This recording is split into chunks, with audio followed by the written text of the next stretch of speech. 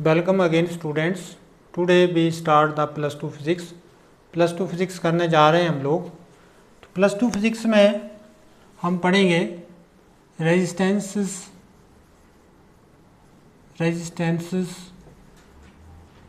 इन series. Resistances को series में पढ़ने जा रहे हैं। इस केस में हम क्या करते हैं, हम 3 रेजिस्टेंस लेते हैं।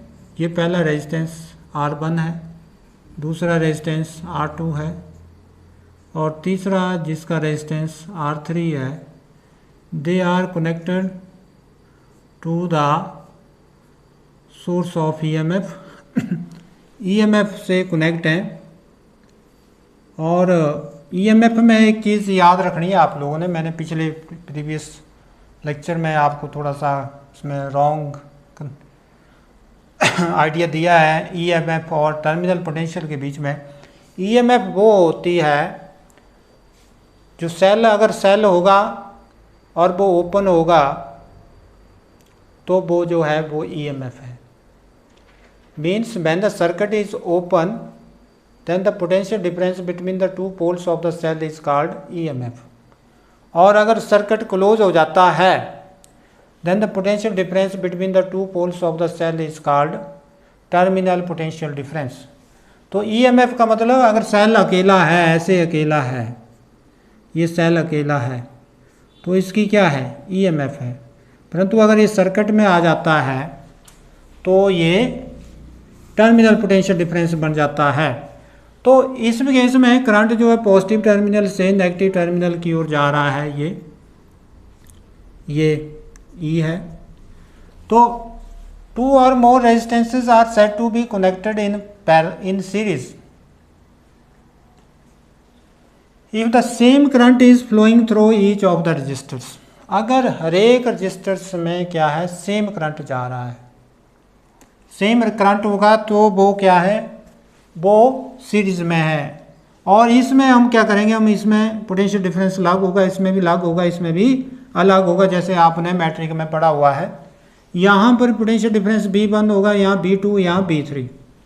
तो 2 or more resistances are said to be connected in series if same current is flowing each of them। अगर उनमें से हर एक में सेम करंट फ्लो कर रहा है तो डिफाइन करेंगे 2 or more resistances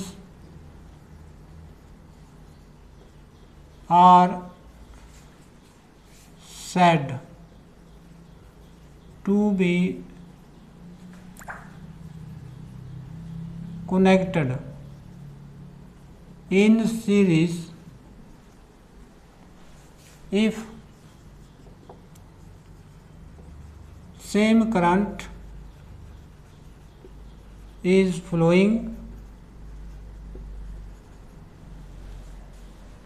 through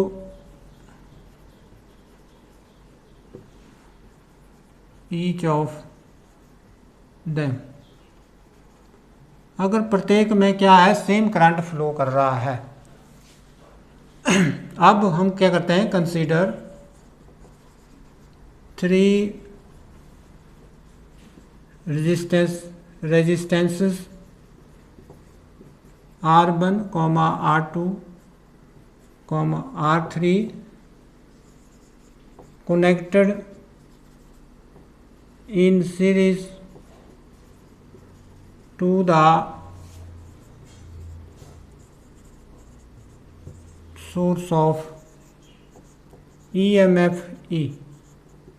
source of EMF E से कनेक्ट कर दिए गए हैं। Let I is the current flowing through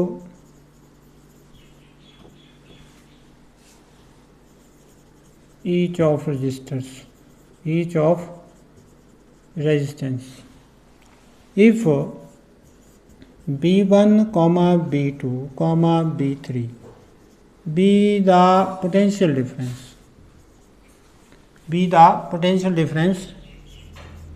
across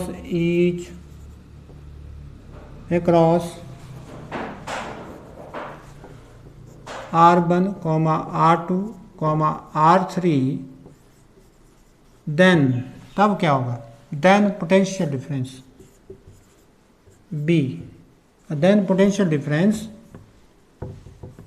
या देन EMF भी बोल सकते हैं, then EMF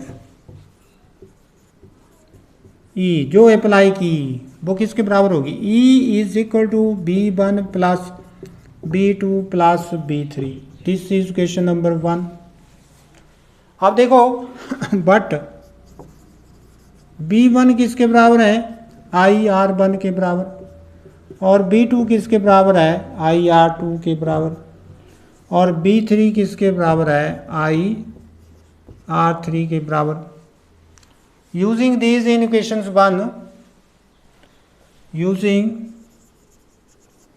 these in equation 1 में प्रयोग करेंगे तो हमारे पास क्या आएगा, E is equal to IR1 plus IR2 plus IR3।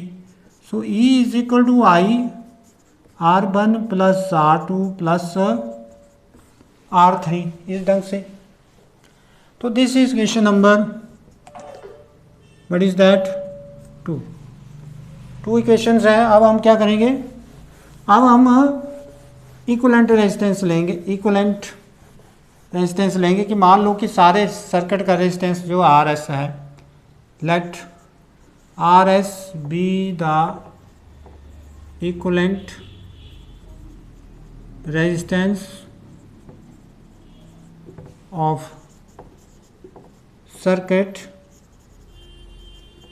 Then क्या होगा, then E is equal to IRS। This is question number 3। On comparing 2 and 3, 2 और 3 को कंपेयर करेंगे, IRS is equal to IR1 plus R2 plus R3, I से I cancel, RS is equal to R1 plus R2 plus R3। तो that is, this is but this is the resistance in series. So यहाँ से आप लिखेंगे कि equivalent resistance of the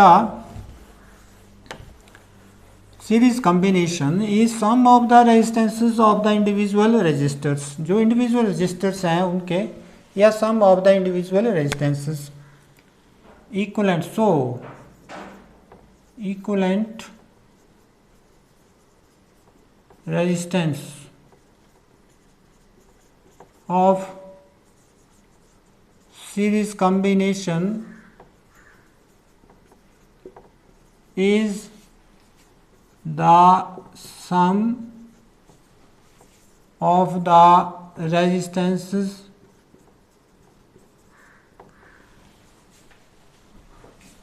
of individual resistances,